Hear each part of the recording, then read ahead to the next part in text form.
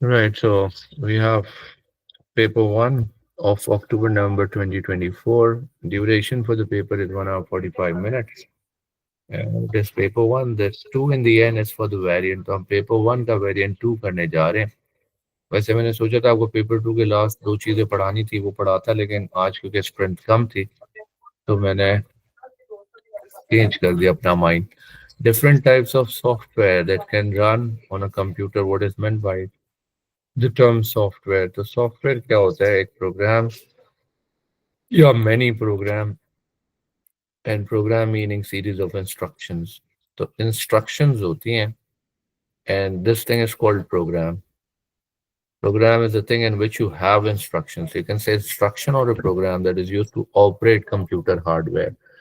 So you have bought a laptop, but only having a laptop is not sufficient. खाली laptop आपके पास है तो ये काफ़ी नहीं है. उसके अंदर आपके पास ऑपरेटिंग सिस्टम होने चाहिए, दूसरे सॉफ्टवेयर होने चाहिए. तो सॉफ्टवेयर के बगैर वो हार्डवेयर जो है वो यूजलेस होता है.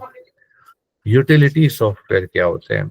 यूटिलिटी सॉफ्टवेयर याद रखो कि कीवर्ड्स मैं आपको बता रहा हूँ कि ये एडिशनल प्रोग्राम होते हैं जो आपके कंप्यूटर में आप इंस्टॉल करते हैं और यूजफुल होते हैं.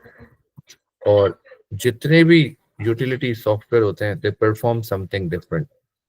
To perform something different. हर यूटिलिटी सॉफ्टवेयर का अलग काम होता है.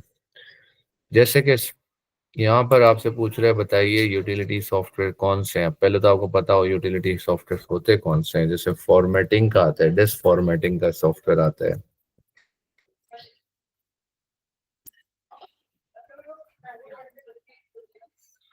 जैसे डिस्क क्लीनअप का सॉफ्टवेयर आता है.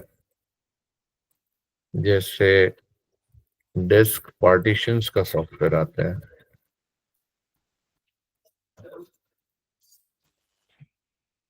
जैसे डिस्क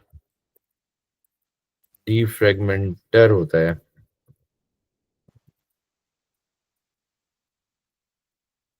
काफ़ी है इतने.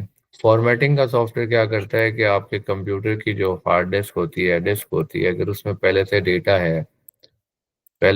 है तो वो क्या करता है, सबको क्लीन कर देता है, रिमूव हो जाता है, वैनिश हो जाता है. दूसरे ये कि आपके हार्ड ड्राइव के ऊपर वो इस तरह के ट्रैक्स बनाते हैं, फॉर्मेट की कमांड से बन जाते हैं. और फिर उसके बाद इस तरह से ये ट्रैक्स डिवाइड होते हैं इस तरह के स्लाइसेस में. और फिर उसके बाद डेटा स्टोर हो रहा होता है इस तरह से कंटिन्यूअस फॉर्म में. ये क्लस्टर्स कहलाते हैं. तो ट्रैक्स हैं, सेक्टर्स हैं और फिर क्लस्टर्स. तो पहली चीज तो ये कि आपकी हार्ड ड्राइव पे ये tracks and sectors and clusters होने चाहिए. अगर होगा तो ही डेटा स्टोर हो सकता है. तो अगर आप डिस्क खरीद के लाएं तो आपको फॉर्मेट करनी पड़ेगी, तो ही ये बनते हैं और फिर आप अपनी स्टोरेज स्टार्ट करते हैं. या फिर ये पहले से प्री फॉर्मेटेड भी होते हैं जब आप मार्केट से खरीद के लाते हैं. कुछ आज वेंडर्स ऐसे हैं जो सप्लाई करते हैं फॉर्मेटेड डिस्क. और फॉर्मेट की कमांड एक और काम करती है, बस याद रखने के लिए काफी है. ये बनाती है एफएटी. एफएटी क्या होता है? ये फाइल एलोकेशन टेबल होता है. और इसको एनटी एफएस भी कहते हैं, न्यू टेक्नोलॉजी फाइल सिस्टम. क्योंकि अब जो ऑपरेटिंग सिस्टम आ रहे हैं वो कैपेबिलिटी रखते हैं कि 64 बिट्स और इससे ज्यादा का डेटा ट्रांसफर करें. पुराने जो थे वो सिर्फ 8 बिट्स डेटा ट्रांसफर करते थे. तो ओल्ड फैशन जो फैट है वो 8 बिट बेस्ड है, और न्यू टेक्नोलॉजी सिस्टम जो है फाइल सिस्टम वो 64 बेस्ड है. मान लेते हैं ये जो एरिया है ये आपने या तो एन टी एफ एस बोलो इसको या फैट बोलो. ये एक्चुअली होता क्या है? ये होता है इंडेक्स. आपके डिस्क पे जितनी फाइल है उसकी इंडेक्स से समझें. तो ये सारी चीजें कौन क्रिएट करता है आपके लिए? ये फॉर्मेट की कमांड क्रिएट करती है. मैंने बताया कि फॉर्मेट की कमांड क्या क्या क्रिएट करती है आपके लिए.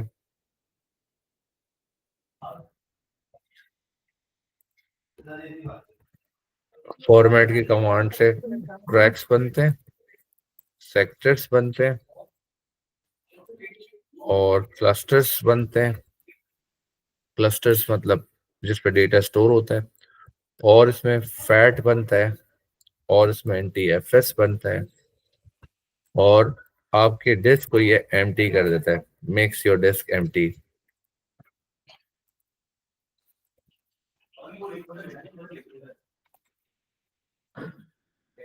दूसरी यूटिलिटी है एंटीवायरस की। ये सबको पता है क्या करता है, वायरस क्लीनिंग करता है। वायरस डिटेक्शन भी करेगा, क्लीनिंग भी करेगा। तो आपने करना ही होता है, इसको अपडेट रखना होता है, keep it up to date. तीसरा डिस्क क्लीनअप है। जो आपके डिस्क में बैड सेक्टर्स आ जाते हैं, यानी कुछ पोर्शन ऐसा है जो डैमेज हो गया है, तो ये उनको मार्क कर देता है, फ्लैग लगा देता है। ये बिल्कुल ऐसे है जैसे कि आप यूं समझें कि ये आपके डिस्क,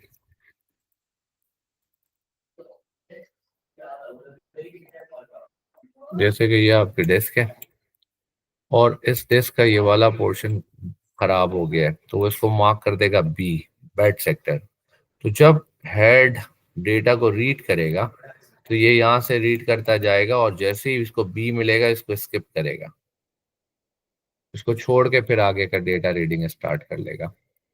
तो ये बी मार्क करता है, यानी बैड सेक्टर्स मार्क करता है डिस्क क्लीनअप की जो यूटिलिटी होती है। It marks the bad sector, it marks the bad sectors. बस ये काफी है, इतनी यूटिलिटी आपके सिलेबस के लिए बहुत है ये। तो आपको तीन यूटिलिटीज आनी चाहिए, तीन में से एक भी अगर आपको याद रह गई तो should be through for that. Spreadsheet software कौन से होते हैं? ये तो वो होते हैं जिसमें कॉलम्स एंड रोज होती हैं, और उसमें आप कैलकुलेशन करते हैं। अब वो कौन से सॉफ्टवेयर है? वो ये है, जैसे 2024 मंथ ईयर नंबर डाल दिया, -1 करें, ऐसे ड्रैग करके आगे ले जाएं, फिर कोई नंबर इंटर करें, प्रोडक्ट ए है, प्रोडक्ट बी है, प्रोडक्ट सी है, उसकी सेल्स का रिकॉर्ड है। 2024 में इतनी सेल हुई थी, फिर थोड़ी कम हो गई थी, फिर ये सेल सी की और कम हो गई थी, यहाँ पर सेल बढ़ रही थी, और इस तरह से जनाब ये सिलसिला चलता जा रहा है आगे। Let's keep going on like that।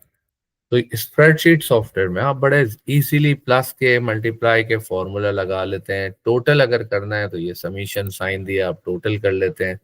कौन से नंबर्स को टोटल करना है उसको आप सेलेक्ट कर लेते हैं, जैसे B3 से लेकर B5 तक एंटर किया, इसको ड्रैग करेंगे तो ये फॉर्मूला कॉपी पेस्ट हो जाता है। तो इजी कैलकुलेशन होती है। कौन कौन सी कैलकुलेशंस आप कर सकते हैं? इसमें मैथमेटिकल कर सकते हैं, इसमें अकाउंटिंग की कैलकुलेशन कर सकते हैं, फाइनेंशियल कैलकुलेशन कर सकते हैं, इसमें आप स्टैटिस्टिकल कैलकुलेशन कर सकते हैं।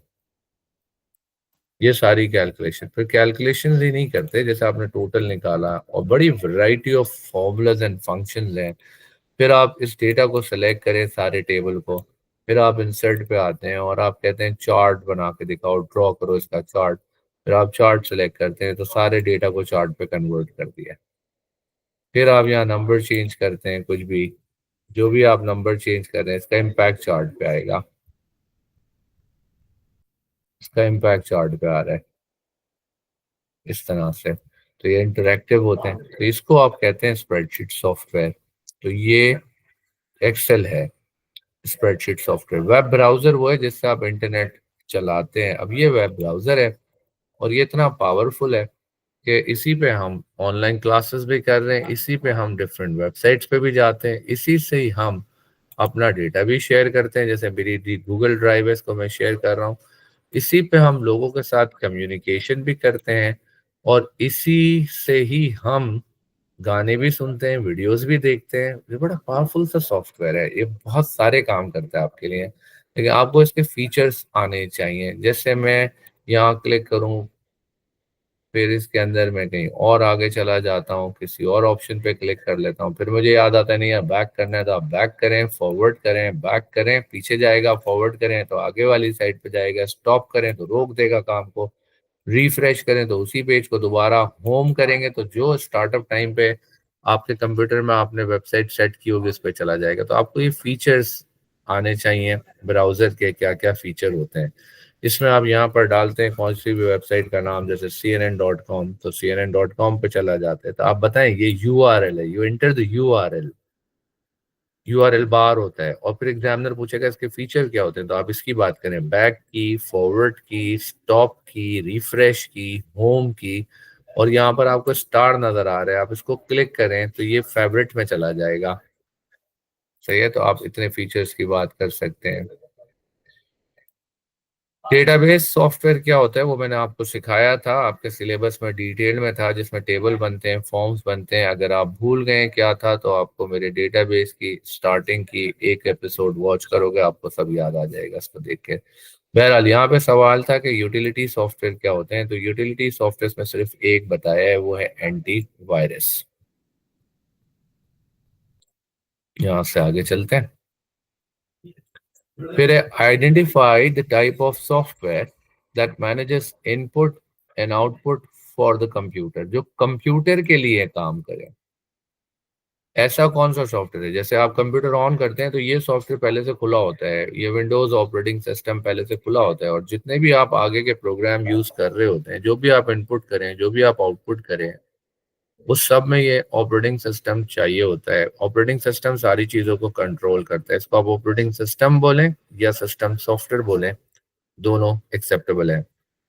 इसी तरह अगर आपका सेल फोन है, तो आपके सेल फोन में भी जब आप बाजार से खरीद के लाते हैं न्यू फोन, ब्रांड न्यू, आप अनपैक करते हैं, निकालते हैं, ऑन करते हैं, तो उसमें भी सॉफ्टवेयर पहले से होता है, वो ऑपरेटिंग सिस्टम ही होता है। Operating system is always needed for every single device that you have or you talk about.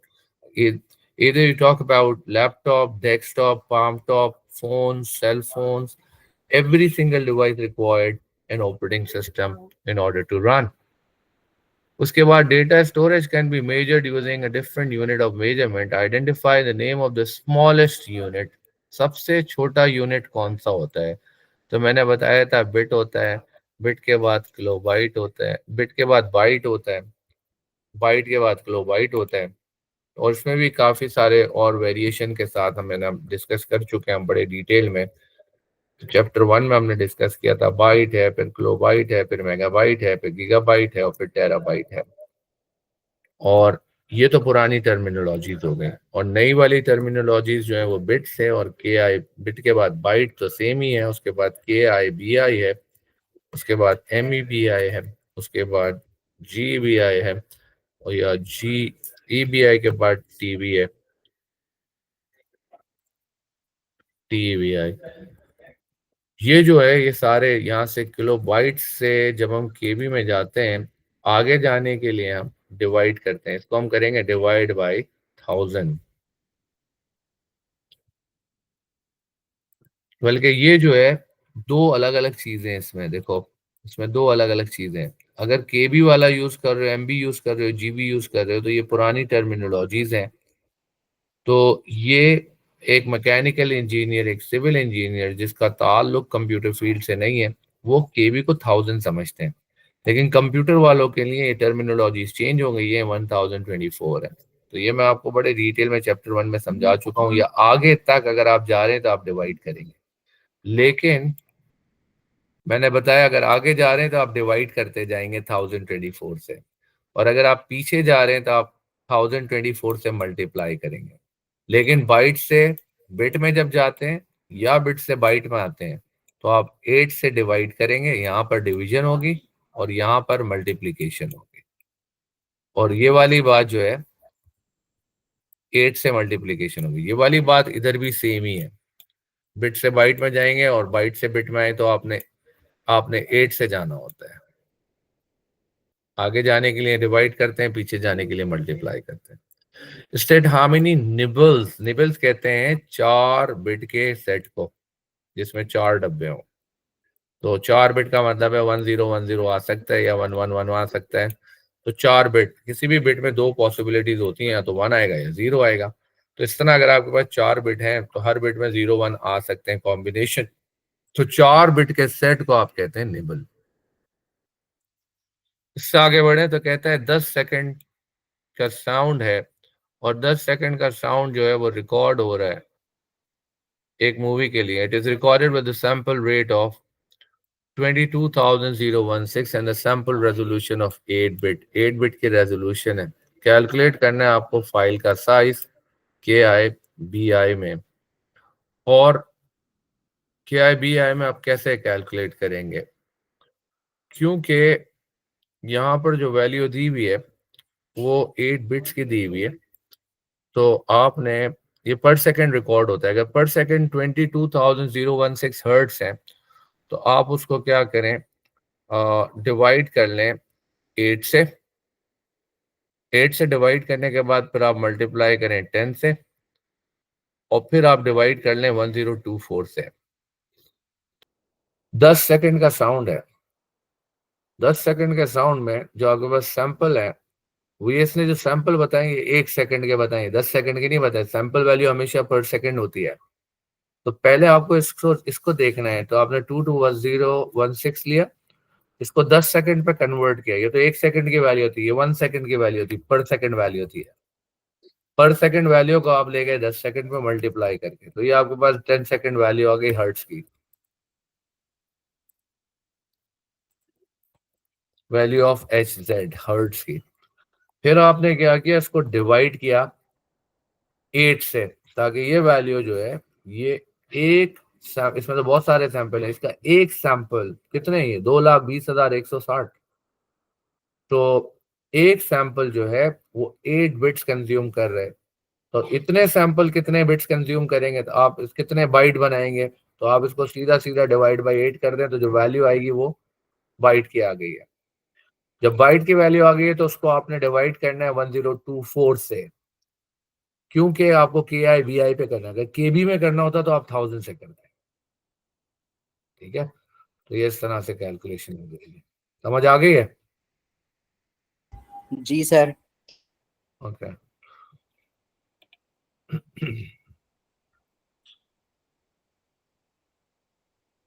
यहां से आगे चलते हैं। तो कहते हैं the sound effect file is compress for storage. Sound की जो फाइल है उसको आपने कॉम्प्रेस किया है स्टोरेज के लिए। What is meant by file compression? File compression से होता है ये एक बड़ी फाइल छोटी बन जाती है। बनती कैसे है, जैसे अगर बहुत सारे लेटर्स हों, ए लिखा हुआ है 4 टाइम्स, तो उसको वो इस तरह रिकॉर्ड करेगा कि ए केम 4 टाइम्स। तो एक मर्तबा ए रिकॉर्ड करेगा विद द फ्रीक्वेंसी कि ए कितनी मर्तबा आया, इसने फ्रीक्वेंसी रिकॉर्ड किया। तो इस मर्तबा इस तरह क्या होता है, इस तरह इसका साइज कम हो जाता है फाइल का। तो सर वैसे इस टाइम्स पे तो ज्यादातर जिप फाइल्स के अंदर कंप्रेशन होता है या फिर विनरार के अंदर डाल देते हैं, तो हाँ, पहले क्या होता था? पहले ये विनजिप के थ्रू ही करते रहे हम, तो जमाने से विनजिप ही शुरू, जब से यूज करना शुरू किया विनजिप यूज कर रहे हैं। अच्छा। वरना उससे पहले ये होता था कि जो सॉफ्टवेयर है ना वो इस टाइप के सॉफ्टवेयर होते थे, जैसे ये सॉफ्टवेयर है नोटपैड टाइप, वर्ड टाइप होते ही नहीं थे। तो नोटपैड वैसे ही फाइल साइज बहुत छोटा बनाता था, क्योंकि सिंपल टेक्स्ट फॉर्म में होता था, कोई इसमें डिजाइनिंग वगैरह कुछ नहीं हो सकती थी। अब तो क्योंकि चीजें चेंज हो गई हैं, ग्राफ बन रहे हैं, डेटा आ रहा है, क्या कुछ हो रहा है, जो मैंने अभी एक्सेल वगैरह में भी आपको बनाया, तो फाइल्स हैवी होती हैं तो कॉम्प्रेशन की जरूरत पड़ती है। यहां से आगे चले तो कहते हैं give one benefit of compressing the file for storage. क्या होता है जब आप फाइल को कंप्रेस करते हैं तो फाइल छोटी हो जाती है, टेक अप लेस स्पेस। जब फाइल छोटी हो जाएगी तो इसका मतलब अपलोडिंग भी जल्दी होगी, डाउनलोडिंग भी जल्दी होगी। अपलोडिंग एंड डाउनलोडिंग इस तरह जल्दी हो जाएगी फिर। और आपकी फाइल जो है अगर आप इंटरनेट से कहीं भेज रहे हैं तो it would take less time. और ये कि आप आराम से भेज सकते हैं, जैसे कि व्हाट्सएप वगैरह के थ्रू, ईमेल के through attachments can be sent easily. इससे आगे चलते हैं तो user enter data that is hexadecimal into a computer system. User ने डेटा इंटर किया हेक्साडेसिमल में, data is converted to binary to be processed by the computer. Computer उसको convert करता है बाइनरी में ताकि प्रोसेस हो जाए। Give one similarity between hexa and binary. क्या सिमिलैरिटी है दोनों के अंदर? दोनों के अंदर सिमिलैरिटी है कि दोनों कोई हार्डवेयर सॉफ्टवेयर नहीं है, ईस्ट एंड वेस्ट का डिफरेंस नहीं है इनमें, ये दोनों के दोनों They are the types of number system. This is one thing common. तो हमें सिमिलैरिटी बतानी थी दोनों. Give one difference, give two differences between hexa and binary. तो हेक्सा के अंदर जो बेस होती है वो 2 होती है, बाइनरी में जो बेस होती है वो 16 होती है. हेक्सा के जो नंबर होते हैं उसमें 0 और 1 आ सकते हैं, जबकि बाइनरी के नंबर में 0 से लेके 9 तक के नंबर आते हैं और फिर ए से एफ तक के नंबर्स आते हैं. यानी ए बराबर होता है 10 के और एफ बराबर होता है 15 के. तो A B C D E F इससे आगे नहीं जाता है. तो हेक्सा नंबर इस तरह होते हैं 0 to 9 और फिर 9 के बाद हम लिखते हैं ए फिर बी और आपने देखा कि हम एफ तक जाते हैं क्योंकि नंबर सिस्टम में पीछे पड़ के आ रहे हैं. तो ये डिफरेंसेस हैं. Data that is denary can also be converted to binary. उसको आप बाइनरी में कन्वर्ट कर सकते हैं. कैसे करें? आपको 3 डिनेरी नंबर दिए थे और कन्वर्ट करने का बोला तो आप कन्वर्ट इस तरह से कीजिए.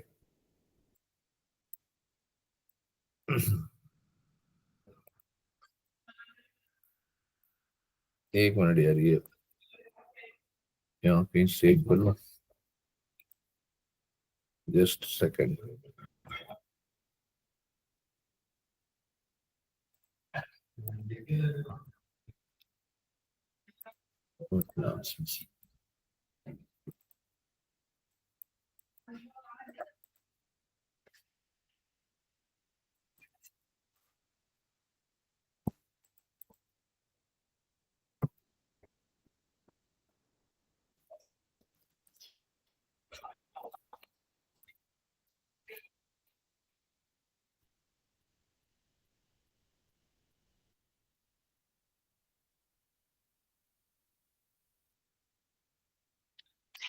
Not good.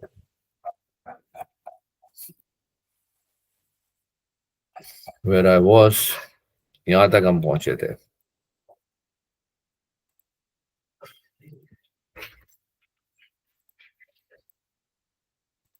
आपका रिव्यू ग्रेड 9 से हटा दें.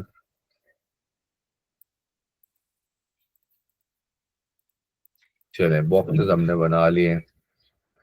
हमें बनाने चाहिए 8 बॉक्सेस. 1 2 3 4 5 6 7 एंड 8. क्योंकि जो नंबर उसने प्रोवाइड किए हमें वो सब 8 बॉक्सेस में आ सकते हैं. उसके बाद 1 मल्टीप्लाई बाई 2 डबल हो जाता है. Multiply by 2 and you keep going on. और हम तो साइन नंबर तक करके आ रहे हैं तो ये तो कोई मसला ही नहीं है. 15 का इक्विवेलेंट क्या होगा? इसके लिए मैं छोटा सा प्रोग्राम बनाऊं यहाँ पर. If this box has a number 1, that means I was the number written on the top, otherwise 0. अगर ये 1 है तो ऊपर वाला नंबर नीचे आ गया, 0 है तो उसको काउंट नहीं करेगा. ये वाली कैलकुलेशन यहाँ तक कर ली मैंने. अगर ये 1 है ये 1 है तो इसका मतलब ये बराबर हो गया 128 प्लस 64 प्लस 32. तो इसको टोटल भी कर लेते हैं. तो छोटा सा कैलकुलेटर बन गया ये बाइनरी का, बड़े आसानी से. और ये स्प्रेडशीट सॉफ्टवेयर का फायदा है. तो आपको चाहिए 15. तो 15 के लिए 0 0 0, ये चारों 1, 15 के बराबर हो गया ये. अब इसको भूल जाए कि ये क्या हो रहा है. फिर बाइनरी कॉम्बिनेशन ऊपर देखें. 180 के लिए क्या करना है? 180 के लिए 1 0 1 1 0 1 बाकी 0 0. ये 180 हो गया. 235 के लिए 3 1s, 3 1s के बाद 0 1 0 1 0 1 1. ये 235 हो गया. तो this how the number were obtained. कि आपने बॉक्सेस बनाने और पावर्स लगाने और सारी वर्किंग दिखानी है. आई एम श्योर इसमें कोई प्रॉब्लम नहीं हुआ होगा आपको. Denary numbers can also be converted to hexa. तो इसने नए नंबर दिए, पुराने वाले हैं, नए नंबर दिए इसने. Hexa number for each of the 3 denary numbers. तो आपको तीनों का डिनेरी निकालना है. अब ये कैसे निकालेंगे आप? पहले आप इसका बाइनरी निकाल लें. 14 का बाइनरी कैसे बनता है? सब 0 हो गया. 8 + 4 + 2 ये 14 हो गया. जब ये आ गया, अब आप 4 4 के सेट्स लगाएं. 4 4 के सेट्स में इसको डिवाइड कर लें.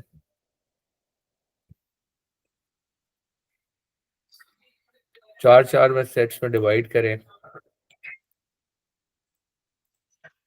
And you do the calculation again,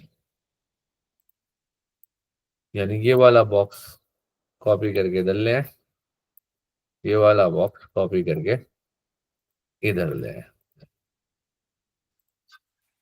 इस वाले में ये वाला बॉक्स का वैल्यू आ गई है, इस वाले में ये वाले बॉक्स की वैल्यू आ गई है। पहले let me check this first, अगर सारे बंद कर दूं, बिल्कुल ठीक कॉपी हो रहा है, ठीक है। जब सेट्स बनते हैं तो पावर लगती है 1248 की, तो हमने यहां से डिनेरी किया, पहले डिनेरी किया, डिनेरी के बाद हम बाइनरी करें, और बाइनरी के बाद हम एग्जाम में चले जाएं। तो आपको जो नंबर एग्जामिनर ने दिया है वो है 14। 14 का इक्विवेलेंट क्या बन रहा है? 8 4 12 एंड 2 14, ये 14 का इक्विवेलेंट बना। तो आपने इसको डिवाइड कर दिया चार चार के सेट्स में, ये आ गए। ये किसके बराबर हो गए? 8 + 4 + 2, 8 + 4 12 एंड 2 14। हेक्सा में 14 बराबर होता है ई के, और ये क्या है? ये तो बचा है 0, इसमें तो कोई 1 है ही नहीं, तो 0। तो इसका फाइनल आंसर आप लिखें 0 ई। 0 की क्योंकि कोई ट्रेलिंग जीरोस की कोई वैल्यू नहीं होती। मैं पूछूं आपके पॉकेट में कितने पैसे हैं? 50 रुपए, तो आप बोले 0 50 रुपए, तो 0 50 रुपए की, तो 0 की कोई वैल्यू नहीं है। So you can get rid of that 0। चलें फिर से बताइए अब क्या करूं? 60 इसके 100 के लिए क्या करूं? हेलो, बोलो यार। Have the people left or they still there? बोलो भैया। हमारे पास नेक्स्ट नंबर है 100। तो 100 के लिए आप पहले देखें ऊपर बाइनरी 100 बनाए क्या बनता है? 64 + 32, ये हो गया 96।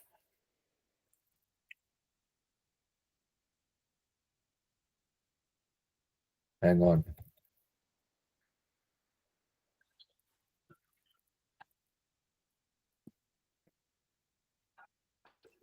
64 चाहिए अपना, अपने को 100 चाहिए, तो 64 + 32 96 हो गया। 96 हमें नहीं चाहिए, हमें एग्जामिनर ने नंबर दिया 100। तो 100 के लिए और कितना ऐड करेंगे? ये 100 हो जाएगा। तो 96 में 4 प्लस करना है, तो इस वाले डब्बे को भी 1 करना पड़ेगा। अब ये जो चार नंबर है इसको हमने नीचे ले आए, और आगे वाले चार नंबर को इधर ले आए। फिर से पावर लगाओ 1248 की, क्योंकि आप इसको अब कन्वर्ट कर रहे हो, क्योंकि बाइनरी में था। तो बाइनरी में एग्जाम है, जब जाते हैं तो चार चार के सेट बना के कन्वर्ट करते हैं। और अब आप निकालिए हर सेट की अलग वैल्यू। ये बराबर हो गया 4 के, और ये बराबर हो गया 4 + 2 यानी 6 के। तो इस तरह आपका आंसर बना 64। इससे आगे चलें तो नेक्स्ट नंबर है हमारे पास 250। 250 के लिए हम क्या करें?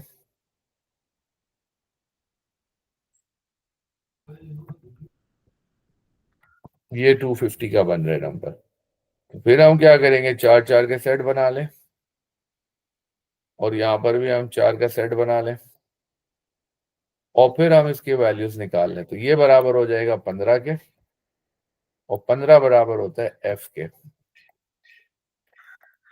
इस तरह 8 + 2 ये बराबर हो गया 10 के, और 10 बराबर होता है ए के। तो ये एफ और ए इसका आंसर बनेगा, final answer. That is why examiner has written F A there. Moving to the next question. कहते हैं binary integer that is stored in a register in the computer has a logical shift performed on it. Describe the process of logical shift that is performed on the binary number. तो इस तरह होता है कि अगर आपके पास ये वाली बिट्स हैं, ये वाली जो पहली बिट्स होती है, ये वाली जो फर्स्ट बिट है, इसको कहते हैं एलएसबी, लीस्ट सिग्निफिकेंट बिट कहलाती है ये।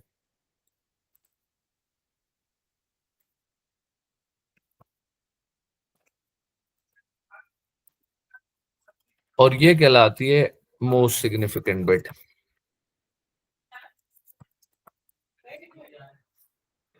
जिसको हम कहते हैं एमएसबी। जब आप शिफ्ट करते हैं, बिट को शिफ्ट करते हैं, यानी शिफ्ट द बिट, या एग्जामिनर बताएगा shift 1 bit to the left, इसका मतलब ये हुआ कि तमाम बिट को आप एक एक बॉक्स लेफ्ट पे शिफ्ट कर दें। तो ये वाला 1 जो है ये बाहर निकल जाएगा, लॉस्ट हो जाएगा, और बाकी के जितने भी नंबर हैं वो शिफ्ट हो जाएंगे, जिसको मैं इधर दिखा रहा हूं। एक एक डब्बा सब आगे शिफ्ट हो गए, तो यहाँ खाली जगह बची, तो खाली जगह बची है, इसमें क्या आ जाएगा, फिर इसमें 0 आ जाएगा। तो जब आप करते हैं शिफ्ट टू द लेफ्ट, तो फिर इस तरह का काम होता है, एक एक बिट जो है वो लेफ्ट पे शिफ्ट हो गया, यानी जो सेकंड लास्ट बिट थी वो लास्ट बन जाती है, थर्ड लास्ट सेकंड लास्ट बन जाती है, इस तरह हो जाता है।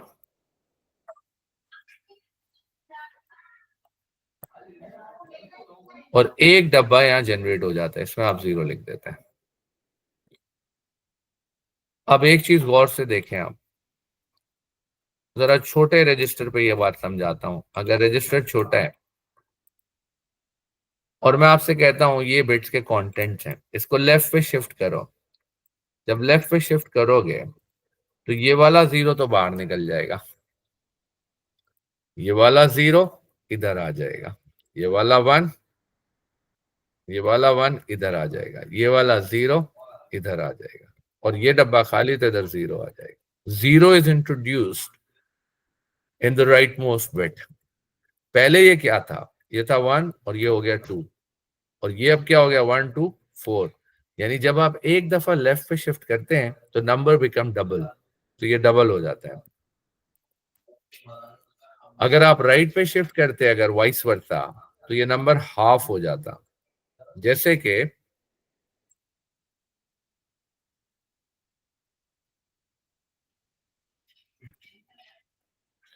अगर मैं इसको राइट पे शिफ्ट करूं तो ये वाला 1 इधर आ जाएगा, था अभी ये 4 के बराबर था, तो अब ये 2 के बराबर हो जाएगा, बाकी कंटेंट 0 हो जाएंगे। और स्लो पेस से अगर करूं आपके सामने इसको, और स्लो पेस से अगर करके दिखाऊं, तो ये वाला 0 अब राइट पे शिफ्ट कर रहे हैं, शिफ्ट टू द राइट,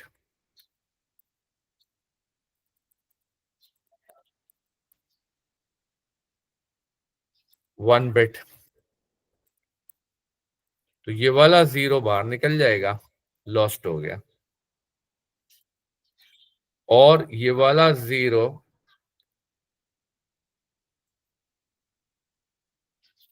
सब, ये वाला 0 बाहर निकल गया, और ये वाला 0 जो है ये इधर आ जाएगा, ये वाला 1 जो है ये इधर आ जाएगा, ये वाला 0 इधर आ जाएगा, और ये रह जाएगा खाली, मतलब 0। तो यहां पर जो काम हो रहा होता है वो राइट साइड पे बॉक्सेस में डेटा मूव किया जाता है, जिसकी डायग्राम आप अगर बनाएंगे तो वो इस तरह बनती है। योर नंबर बिकम हाफ,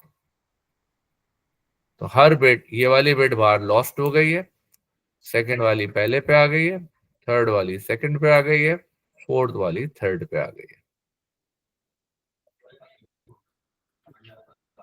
ये इस तरह काम करते हैं,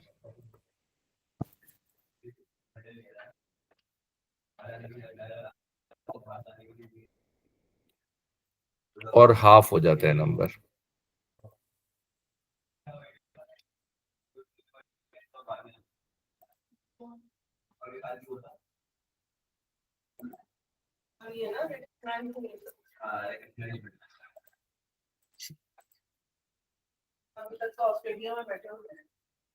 यहां से आगे बढ़ते हैं।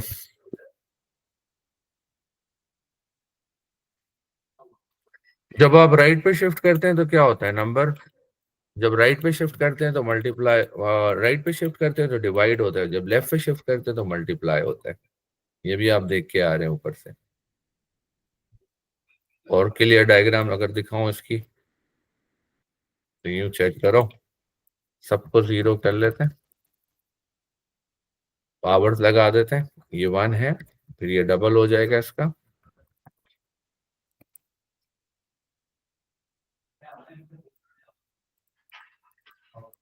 मानते हैं यहाँ 1 है। अब अगर आप राइट शिफ्ट करते हैं तो ये 1 इधर आ जाएगा, मतलब 16 था तो 8 हो जाएगा, और अगर आप लेफ्ट शिफ्ट करते हैं तो ये वाला 1 इधर आ जाएगा, मतलब 16 था तो 32 हो जाएगा।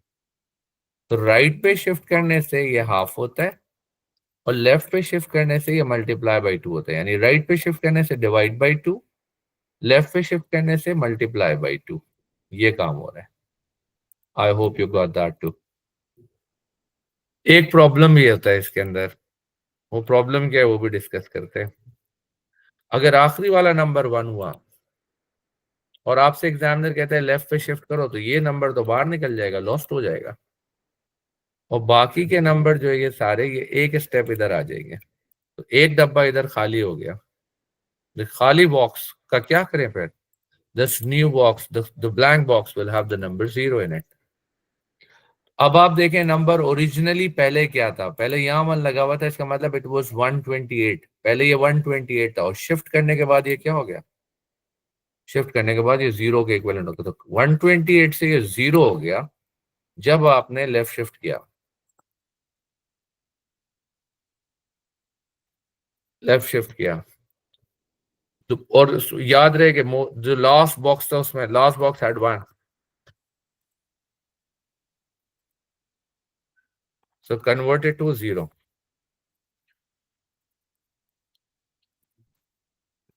तो पहले हम देख रहे थे कि लेफ्ट पे मूव कर रहे थे तो वो मल्टीप्लाई बाई 2 हो रहा था, but that's not the case always, वो डिपेंड करता है, अगर 1 बाहर जाएगा तो इसका मतलब है प्रॉब्लम आएगी, फिर वो मल्टीप्लाई नहीं करेगा, फिर वो आपके पास आंसर रॉन्ग आ रहा होगा, कुछ और आ रहा होगा। State what effect this will have on the binary number. तो आपने देखो यहाँ पर शिफ्टिंग की बात की थी, आपने शिफ्ट किया था, that's what examiner is trying to say, कि आप नंबर को लेफ्ट पे शिफ्ट कर रहे हो एक बिट।